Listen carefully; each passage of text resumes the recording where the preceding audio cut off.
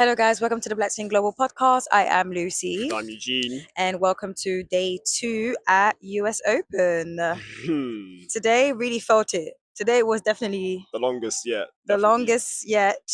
Shouts out to you feeling under the weather, but trooping through. Fam, I Respect am. Listen, dear Americans, I know it's hot out there, but you guys have no business having your AC on blast like that. And that is Crazy. why I'm not feeling well at the moment. And that's why you'll probably see me confused. I'm here with a summer dress, but a hoodie at the top. Like, it's because it's so hot during the day, and then in the evening it's cold, and then during the day when you're going inside, the AC is blasting. And I grew up back home in it, so I know what a hot weather is, and I'm used to AC. We don't have it on blast, so please, Like a freezer. I'm out here shivering, boy. But we're passing through. There's been great matches that allowed me to get my head out of that, and I was outside enjoying the sun, getting some vitamin D.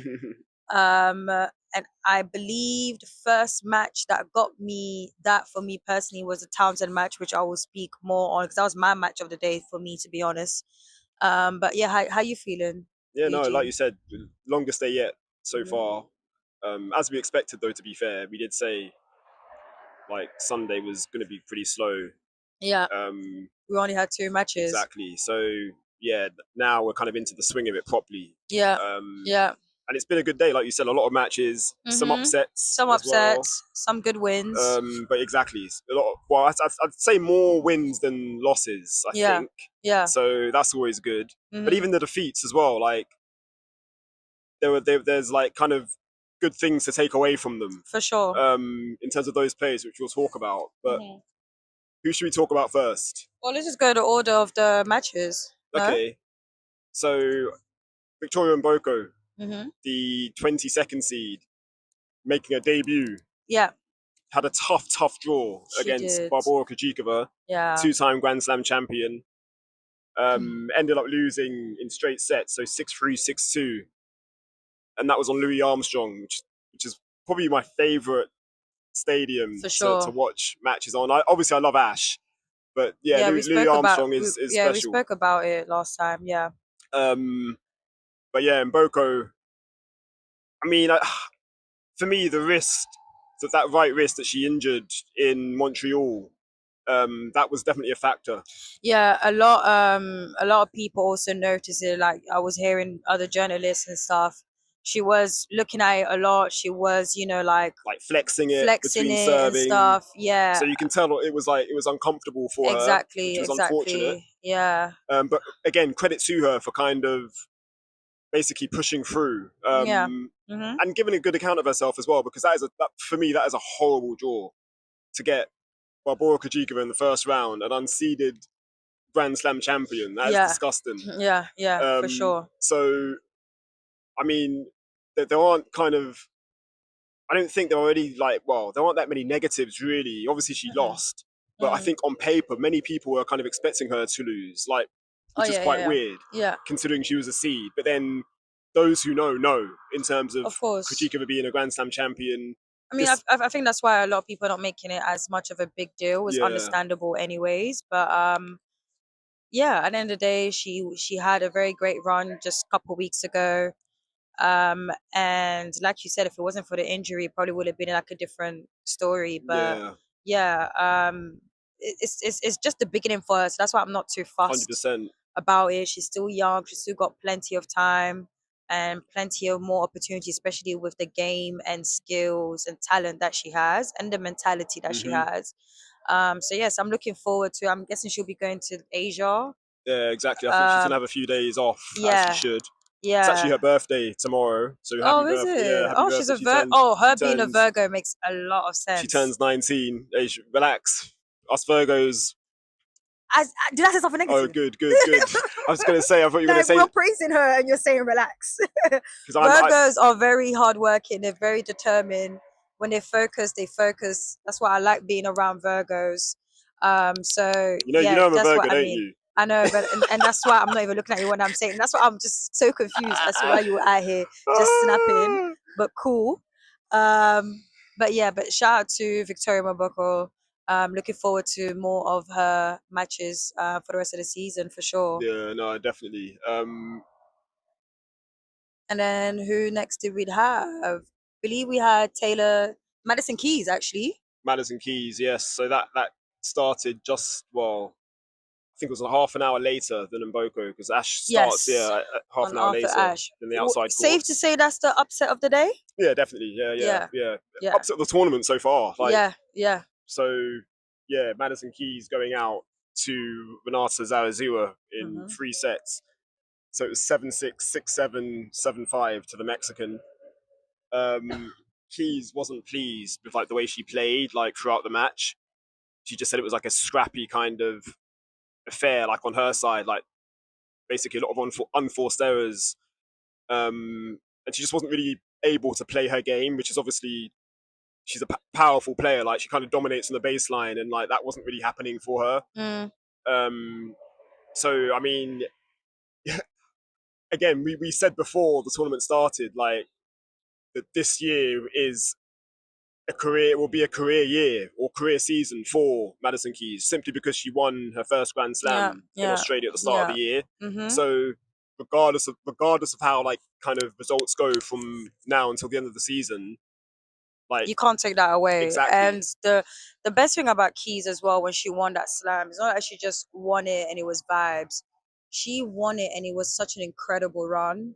For you to beat the world number 1, the world number 2, it's just great. And she played incredible tennis. So it's not like it was a quick, easy win. It wasn't do you get what I mean? So yeah, I mean, I've said this the same way I said this about Coco during our previews, that there are 1,000 of these players and there was only one Grand Slam winner, and it was Keys, and it was Coco, and we'll see, and then it was Igor, and then we'll see whoever's next for the US. Yeah. Sorry guys, Carlos Alcaraz and the bowhead. The prison trim. The bowhead, the prison trim. That's a prison trim right there. I like it. I like it. Straight buzz cut. I actually like it. Guys, I'm telling you, yeah, everyone's out here making fun of him. I think Carlos Alcaraz tried to tell you guys, listen, I'm not here to play games. I cut my hair. I'm gonna get this slam, and that's it, innit? But back to Keys. But yeah, I mean, I did see a tape on her thigh. Yeah, she came onto court with that. To be fair, she's had that on for a while. Yeah, I know. But yeah. But because when I saw that, I then was wondering if that played into it, because obviously it was hard for us to watch that match because it was clashing with the others and stuff. So yeah, but I mean, credits to her opponent. Probably the biggest win of her career. Yeah, definitely. I believe she's the first of her. It's been a lot of this tournament. There's been a lot of first of their country. Yeah, which is cool. So there's been Philippines, there's been Hong Kong, there's been Turkish, there's been Mexico. It's great to see. I think this is what I love about tennis. Global very, sport, man. Very global. So yeah, so obviously top 10 win. You're playing on Arthur Ashe, first round. So a massive shout out to her for pulling that off. But I definitely did not expect Keys to lose that match in straight sets. But tennis is tennis. In 3 sets, sorry. In 3 sets, but tennis is tennis. I thought she'll win it in straight sets, basically. But again, just to go back to the whole I guess career year thing, I put that to her in press, and yeah, this is what she said. It's hard. Obviously, I've had a lot of success. I've probably won the most matches I've ever won in a year. But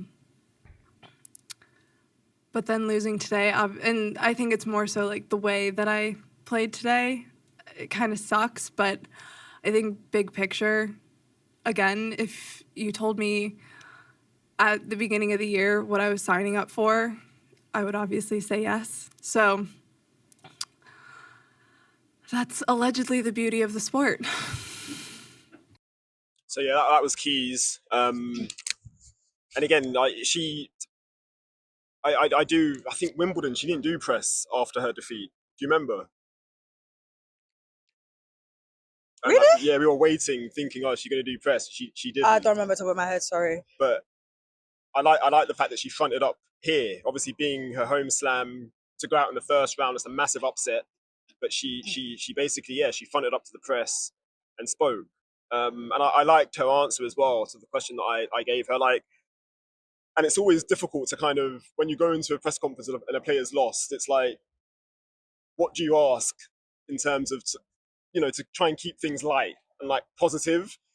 But she seemed in pretty good spirits, which is good. Mm-hmm. So, yeah, just shout out to Keys, man. This has been a great year for her. Yeah. And we look forward to seeing her during the Asia swing.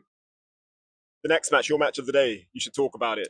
Taylor Townsend. Antonia Ruzic. Yes. 6-4, 6-4. Yeah. To me, it was...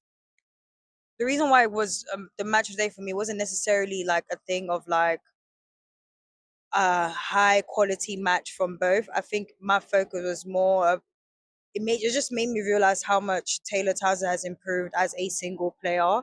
Obviously, we always talk about her as a doubles player and stuff. Mm-hmm. But she has improved a lot as singles. And today, I was just so taken back.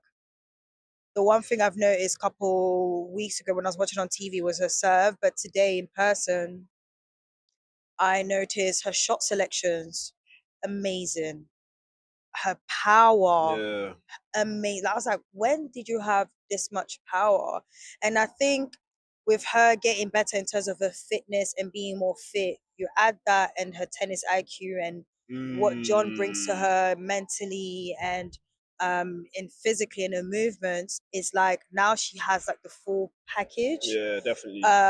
And is why she's doing so great in both singles and doubles. Yeah. Like, she even spoke about her press as well, about like, like she doesn't mind obviously being known and being popular for the doubles. She even admitted that she actually kind of hated it at the beginning because, it's like they're trying to just group her, put in that one bit. Pigeonhole, yeah. Especially that not everyone rates doubles like that, but now she's embracing it, but she also wants, singles is still something as well that she wants to also improve on. So, yeah, and as usual, as I've always said, court packed. Love that. Court was so packed, as usual. I've always said it, like, Taylor is such, like, a great person for the sport. Like, the way she just engages with the fan. Very, very good personality. Very great personality. Even, like, during her press, like, I don't know why the US Open keeps putting her in a small conference. Like, they need to put her in the big one. Like, honestly, one, they run for longer. It's full. Her media conference was not posted today, and I have a feeling that it's actually her videographer's fault because he was sitting. Oh, really? Where this? To be fair, the way they put the camera and one of the chairs, they need to remove that chair. They need to remove the chair. Basically, one of the chairs kind of blocks the camera, and I think he was but I think it was blocking it for too long for them to actually add and it was actually a very good press conference, which was really, really unfortunate. But honestly, like, it was really good. It was very great tennis. I even asked her, because the power was the one that actually surprised me the most. So I asked her, like, is it something that you've been working on, or was it just specifically like for this match? And this is what she said. If the audio is actually been uploaded, actually, we'll see. Girl, no, I'm trying to control it. No, I mean, I've always had power, but it's always kind of been about the balancing act with me and my game, right? It's been about when to do what. I have so many options. I can do so many things. So became decision making and then what to do at certain times. And so for me, I feel like as I've evolved as a player, I've gotten a lot more comfortable in understanding like that flow and, when to pull the trigger and then like when to be defensive and when I need to kind of like stay in the point. And so I have a lot better discernment like in real time in the matches and in the points, which kind of drives my decision making to say, okay, like I don't need to hit this hard. Let's keep the point going and knowing also that I can stay in the rallies and be aggressive and still hit my shots. But my shot tolerance is higher and I'm able to maintain the quality in the rallies as well.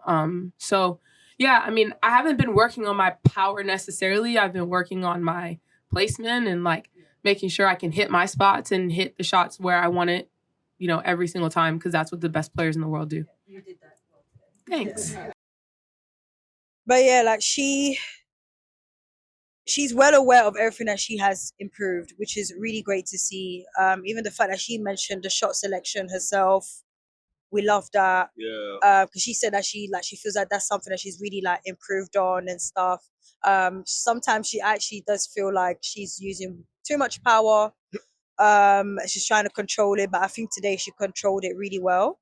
But yeah, I'm looking for. She has a tough. Who's the next opponent? I think her next opponent is a seed. I think is it Elena? Yes, it is Jelena. Huh? Jelena, yeah. Jelena, yeah. So it's Jelena. Ostapenko. Ostapenko is going to be really, really, really interesting. I think what's the most interesting thing is that they're both singles and doubles players. Like Ostapenko's been playing a lot more doubles, you know. So it's going to be interesting to see them playing singles. But I really see Taylor doing a madness because I feel like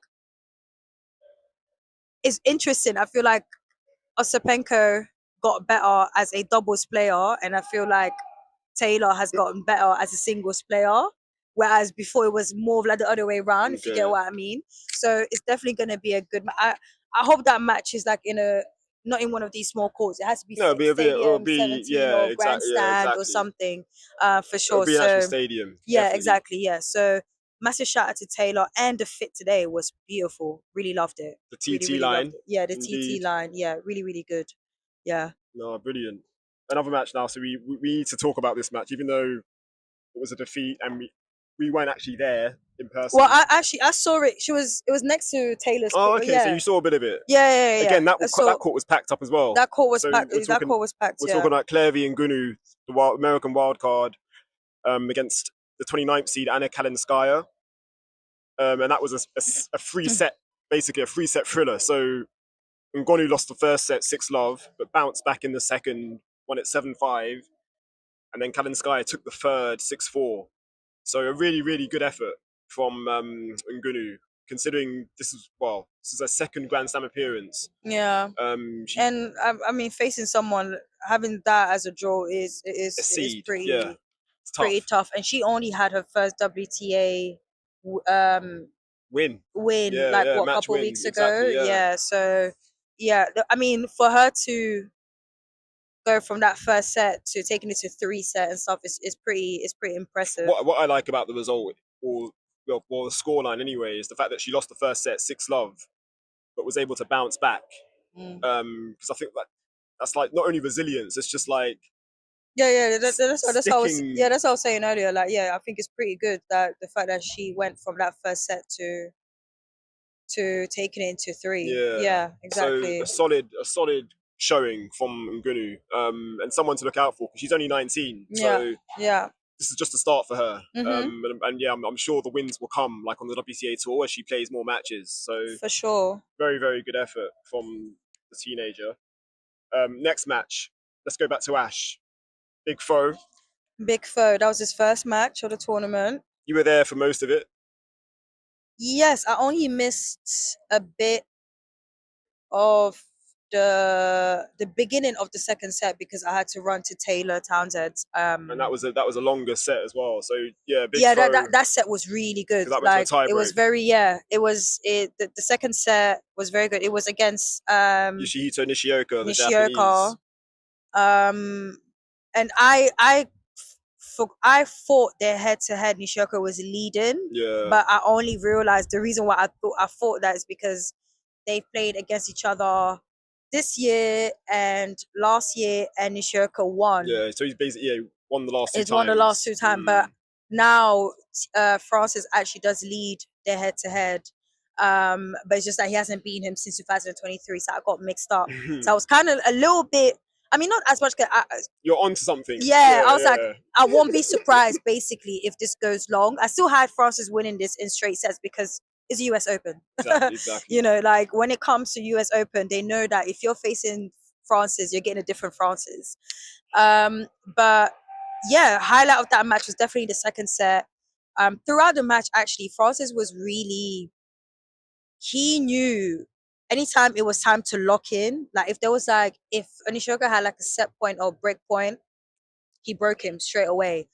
He was serving really well. He was moving really well on the court. He was very focused. Yeah, the serve is looking very good. The serve today. is looking He finished the match really with an ace, good. which is brilliant. Exactly, the serve is looking really good. But yeah, that second set was very, very close. But again, literally, like Nishioka was unable to take advantage of any time like he was ready to break, to a point where at the end of the second set he broke his racket. Like he was really pissed off. I kind of feel like he kind of checked out though. Like, no, yeah, but that's it. But after that exactly, so because that happened on the second set. Yeah. The second set, at the end of the second set, when he broke it, I was like, oh yeah, exactly. Yeah, that's the thing. From the first set, Nishioka had moments, and I think he reached his breaking point when he lost that tie break. So I knew the third set was gonna go smooth. I was like, oh yeah, this guy has clocked out. Yeah, it's done. We're good here. But yeah, it was a nice, easy, nice, clean straight sets win for Francis. I did ask him, about how like difficult it is having to face someone like Nishioka and stuff, considering that the last two matches, he won and everything. And this is what he had to say. Yeah, I mean, I think it's obviously a different match in a slam, so I mean, I served pretty well at some good moments. 19 aces, 50-something%. That's gonna help me a lot. But I just think he's a tough opponent. He's got such a great backhand, and he can extend points, and he really makes you beat him, right? So, but ultimately, playing in a slam is totally different. I'm ready to battle if we're going 4 hours, 5 hours, rather than, some other tournaments down a break or whatever and not really feeling it. And yeah, it can go awry pretty quick. But a little tighter with the rope here.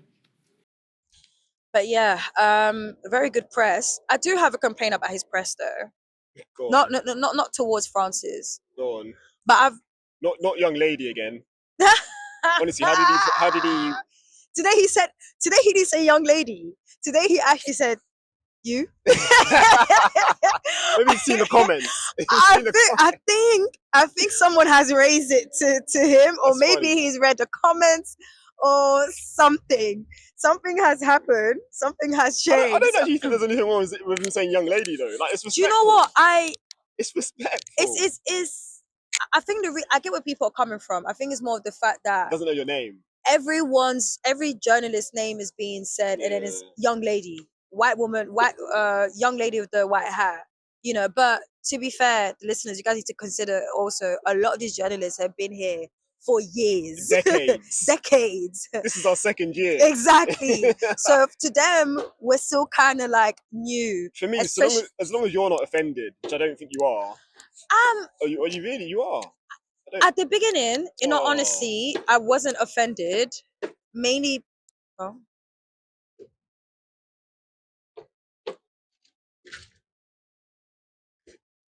do the job, man. It's fine.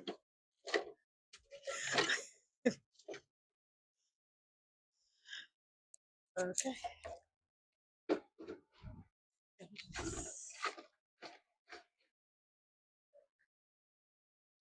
It's fine. You couldn't do your job. I don't know. It's cool. No, it's fine. Please, no, it's fine. It's fine. Oh gosh. But I'm sorry, I didn't know you were offended. I wasn't. No. I'm gonna be real. I wasn't offended. It's just been playing a bit in my head ever since more and more people been bringing it up. Okay. And no. And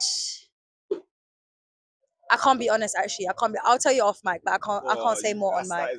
I can't say on mic. Sorry, I don't want to get in trouble. I don't want to say on mic. But I'm not like, when I see him, it's not like I'm upset on everything, because in all honesty, like I said, he's actually been a lot more nicer this year to me. I feel like last year he was very cold, so I think that's why I don't take it like to like offense or anything. But today he was yes, you. I was like, oh, okay, we're getting somewhere. We're getting somewhere. But regarding Francis press, the one I've noticed, the journalists always ask him about other players. Okay. Yeah. And I get that all the players get it, but I feel like with Francis, they are like on the spot. I had 5 questions I could ask him.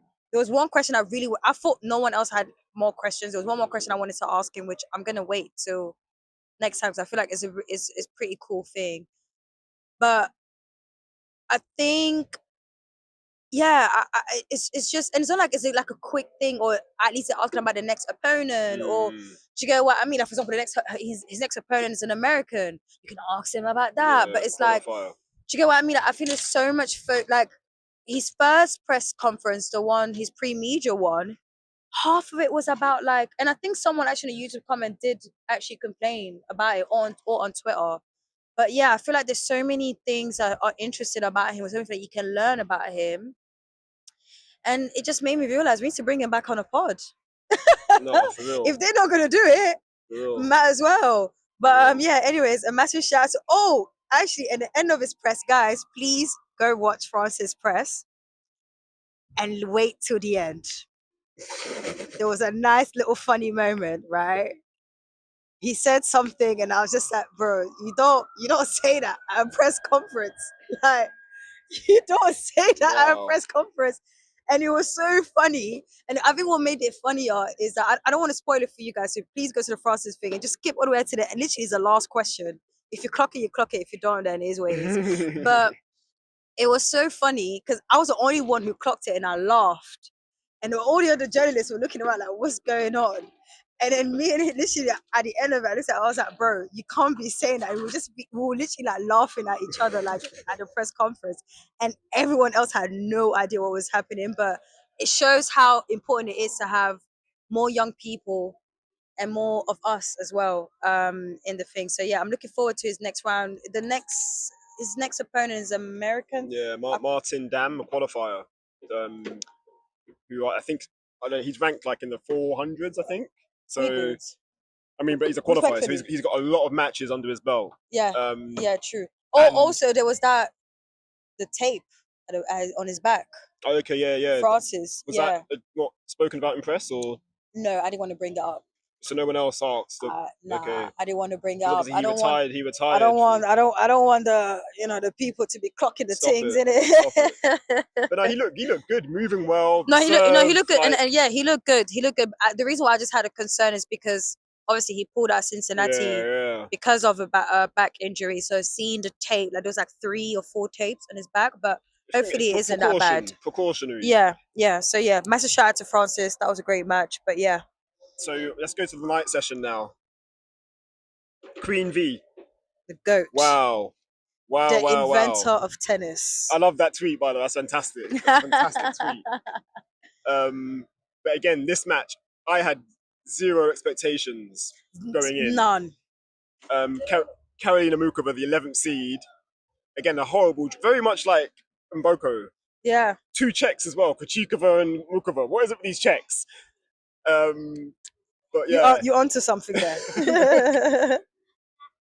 Venus went down eventually in 3 sets, so it was 6-3, 2-6, 6-1 to win that second set 6-2. Bloody hell! It was just amazing. Turning back the clock, I think what was so impressive. I kind of felt like Venus literally played better than she's played like 2 years ago, which to me is crazy. But it also shows how much like her tennis IQ is like so much higher than everyone else's. The only thing that really hurt her during that match was her serves. There was hitting like some double faults and everything, and Muchova could easily like take advantage of a second serve and everything. But when the serves went through, oh gosh, some of the backhand, some of the forehand winners, the swinging volley. I hope WTA girlies were staying up, and watching some legendary tennis, some real shit. Excuse my language, some real shit. There's one more word I even want to add into that between the real shit, because honestly speaking, it was just, I was just watching, I was just laughing. I was just like, what the hell am I watching right now?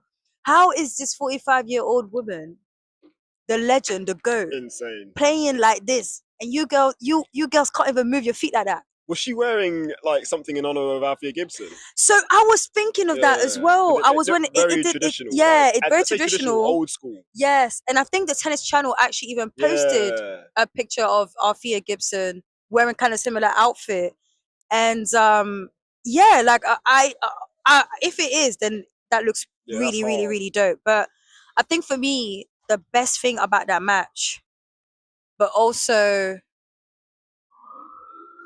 a bittersweet moment, like a raw, you guys could have done this years ago, was the way people were cheering for Venus. Eugene, like the crowd was like going crazy. It, first of all, since we've been here, is the most packed I've seen Ash. Even last year, I can't remember the last time I've seen Ash packed like that. Every seat from level whatever to like you know why that is though. Why? Because this is they don't know, this might be the last time. Yeah, and that's my point. Where were you people years ago? And to a point where she actually even said it during her press. Like Venus was even emotional about it during her press, like saying like, I've literally never had this type of support from the crowd before. Like, can you imagine that? Like, she was like, I feel like I was playing my best, like I was getting all this energy, and she was literally like about to break that. Like, we've never seen Venus doesn't show no emotion. She gives you the bare of the minimum at press conferences. So for her to even say that, the thing is, it's crazy that she said that, because it literally hit me when I was watching the match. I was like, where were you guys when we were out here tussling with these players? Do you get what I mean? And at the same time, I'm glad that she got her flowers eventually, but we need to stop giving our flowers to our Black legends when they're about to stop playing, or when they're no longer here, or when we're doing, celebrating, breaking barriers, like and after the fact. After the fact, like that's why, in all honesty, I put my hands up. I am so surprised that the US Open's theme is Alycia Gibson, because how long has it been where they've not celebrated her? Do you get what I mean? Like, she even shared her story as well. A big part of her story was a lack of support from the USTA and stuff, like back in the days. So I'm glad that she got that, because she deserves it. We focus so much on Serena Williams, and rightfully so. But bro, it's a bit crazy though. Like, to think there's literally none of you WTA players if there wasn't for Venus, bro. And that is why I'm so happy when King Richard came out. The focus was so much on things. And I remember Serena saying it, like, this is a love letter for Venus. Like, she is the reason. So what I'm gonna say though, like, in what planet are you the second best tennis player in your family and you've won 7 Grand Slams? In what planet? But that just shows exactly the ridiculousness of the Williams sisters.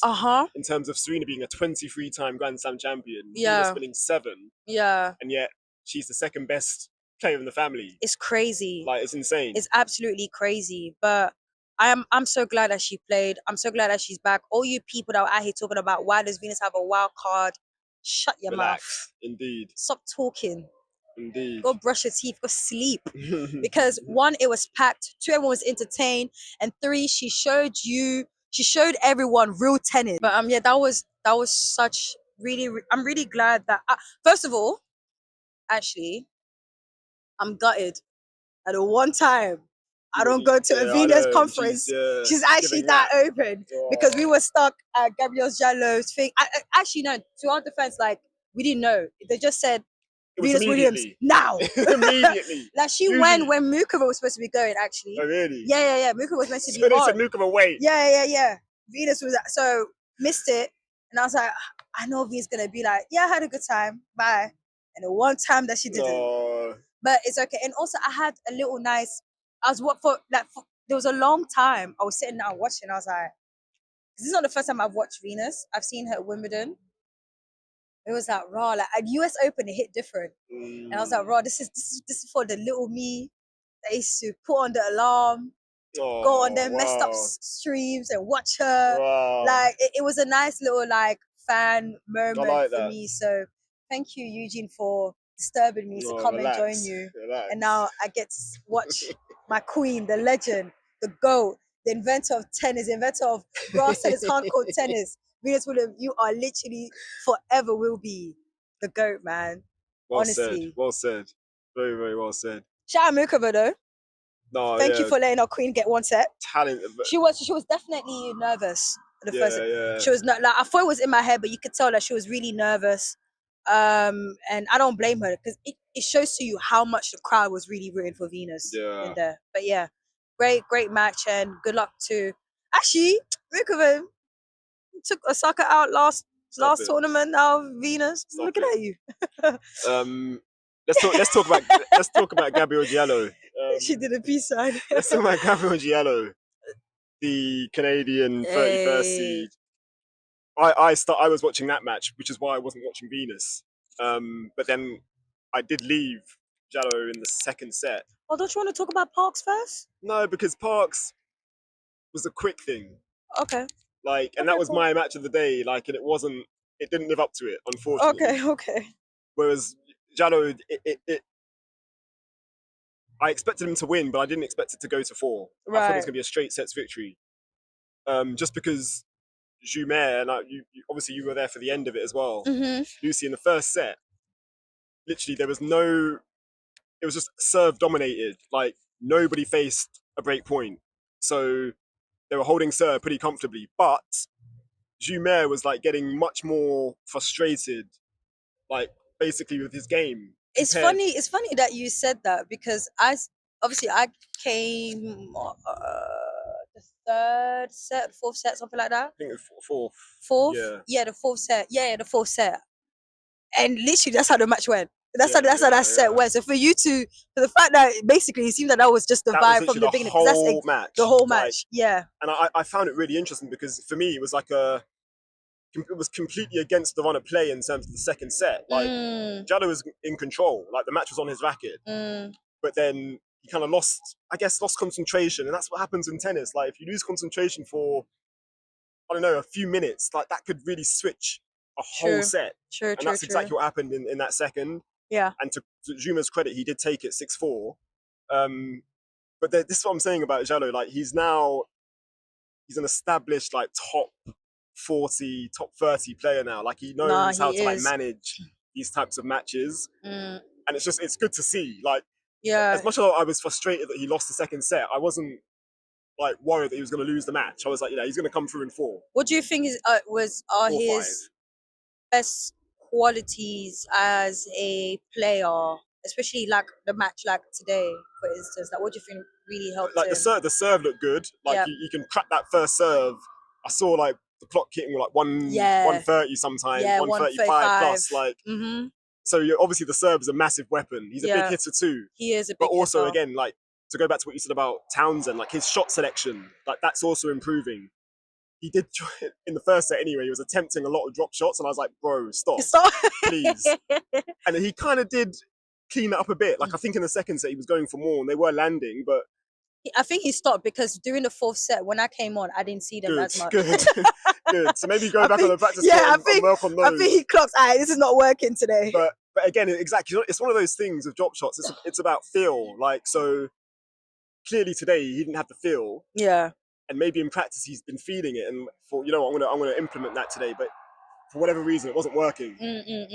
But he did find a way to kind of, I guess, adapt and just I guess give Juma different looks.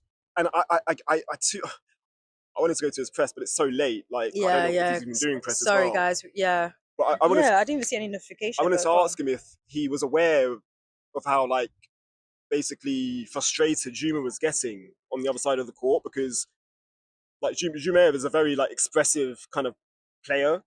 So he's gesturing to his box and always complaining basically. Yeah, it was quite funny to see. He was. But to be fair, I did like the fact that both of them had interactions with their boxers. Obviously his was more dramatic. Yeah. But I think it's more of it's more of his background, you know the Spanish people, them they're very expressive with the way this in a good way. He's Bosnian. But are they not? Do they speak Spanish?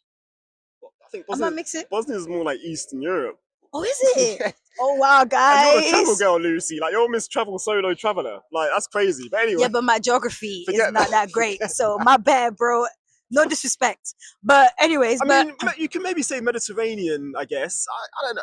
Yeah. Either way, he was very expressive. Anyways, and you know what? To a point where both of them, the way they would interact with their thing, I would love to actually interview Diallo's coach one day.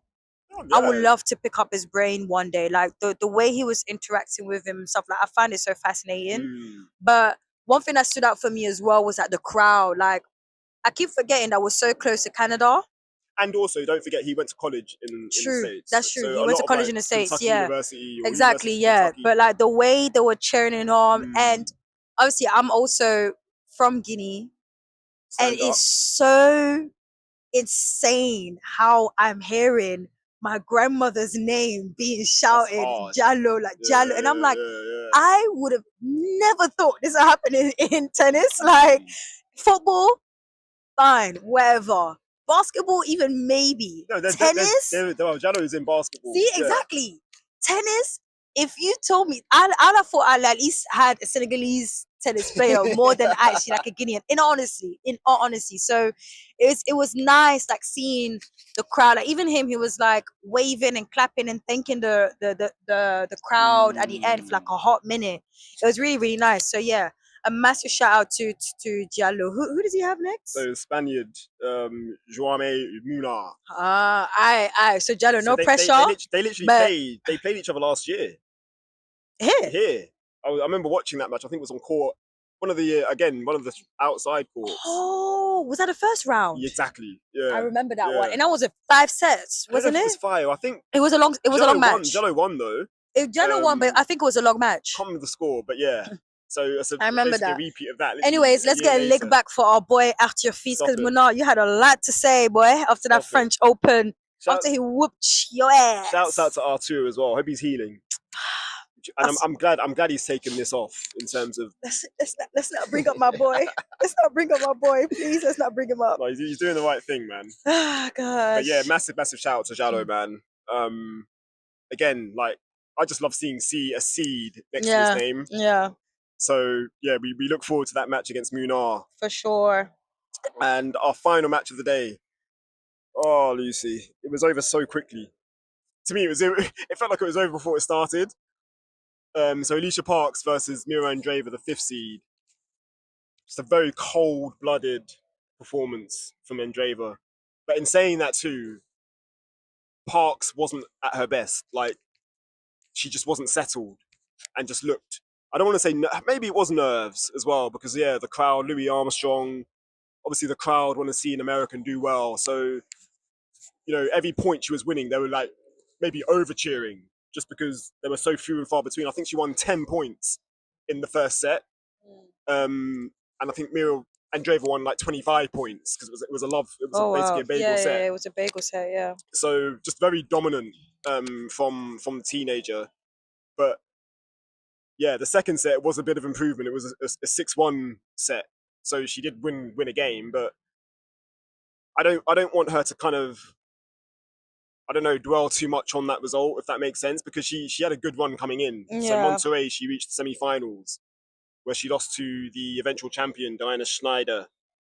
And I feel like she needs to focus on that in terms of the fact that she came in to this US Open off the back of, what's that, four match wins. You know, she's basically in the groove of winning, although it was a heavy defeat in the first round here. Yeah.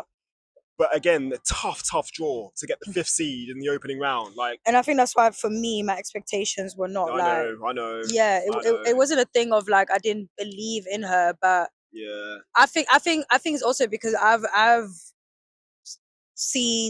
I've watched more Andreeva this year than all the other seasons. Yeah. So I know what she's capable so of. Complete, man. She is so complete. And with when it's Grand Slams, I've always said it.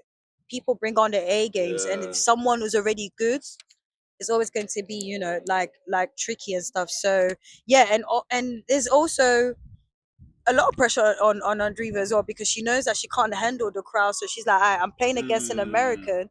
I need to put on my A game. So she's probably came in force herself to be locked in so she doesn't have to deal with like, too much. Just shut them up. Exactly. so yeah, but shout out to, do you know she's playing doubles? Andreeva? No, Parks. Good question. I don't know. Yeah, I won't be surprised. I'm gonna say she probably is because she tends to play doubles at Grand Slams anyway. So yeah, so if she does, at least she could get some double matches in, and it will be something. If not, she can rest as well. Sometimes it is what it is. And that's all for me, Lucy. I don't have anything else for you. I don't have any rundown for tomorrow. I literally don't. Right, you just slap your computer and I was just like, okay, what's going on? I thought you're looking at the rundown for tomorrow. That's exactly what I'm doing right now, sir. So don't you worry about that. I'm just double checking to be sure that I got everything. I think I do. Day 3 at the Open. Day 3 at the Open. There's one more player. I wanted to go to Tiafoe's press and drop the line, push a T line. Watching Tiafoe at the Open. Dun, dun, dun, dun. Dun. Dun, dun, dun, dun. Oh, jeez. Dun. All right, cool. So the match is tomorrow. So we've got. Why is my app messing up? Why is it not showing me my favorites? Yeah, it's not showing me my favorites. Okay, guys, sorry, it's not going to be in order because US Open app is messing up. Okay, so we have Giovanni was first up. Giovanni and Musetti are first up. Crazy. Yeah, that is crazy. But Giovanni can do a little something because Musetti was out first round in Cincinnati or something like that. We also have Billy Harris versus Felix Ojalasim. Billy Harris actually was a lucky loser, not a qualifier. So. Oh, okay. Yeah. We also have Haley Baptiste and Sinyakova. That's going to be an interesting one. That's going to be a very interesting. We have Monfils versus Safulin, which is going to be very interesting as well. We also have Miss Coco Gauff. Let's go. 2023 versus. Can't remember. Oh, Alycia Tomljanovic. I just didn't want to butcher her name. Sorry, guys. And then obviously the one and only Naomi Osaka versus, is it Minen?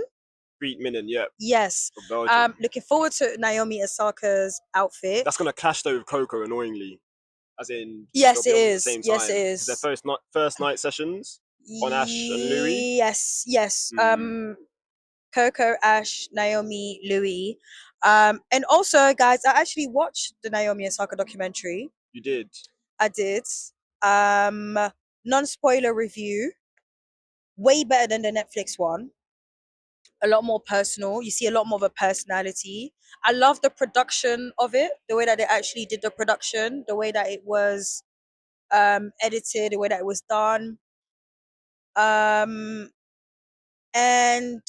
I loved how she shared the beauty, yet the difficulties of motherhood.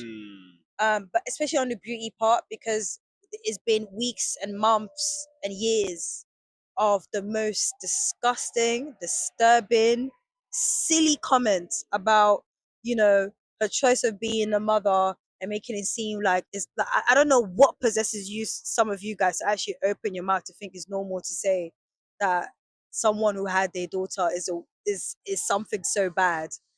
So I'm really glad that she put, because the thing is, her child can get up and see all these videos.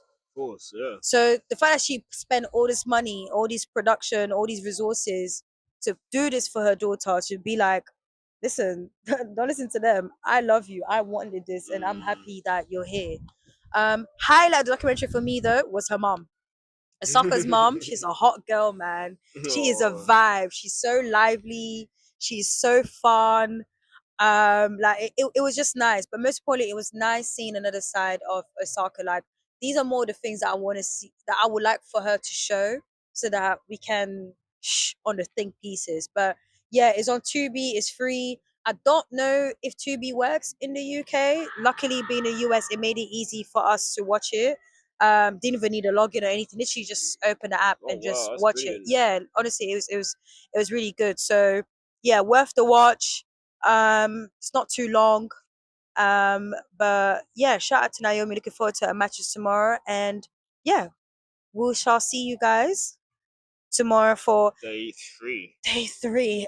This is a long ass round 1 tournament. God damn. But yeah, guys, thank you guys for tuning in, and we'll catch you tomorrow.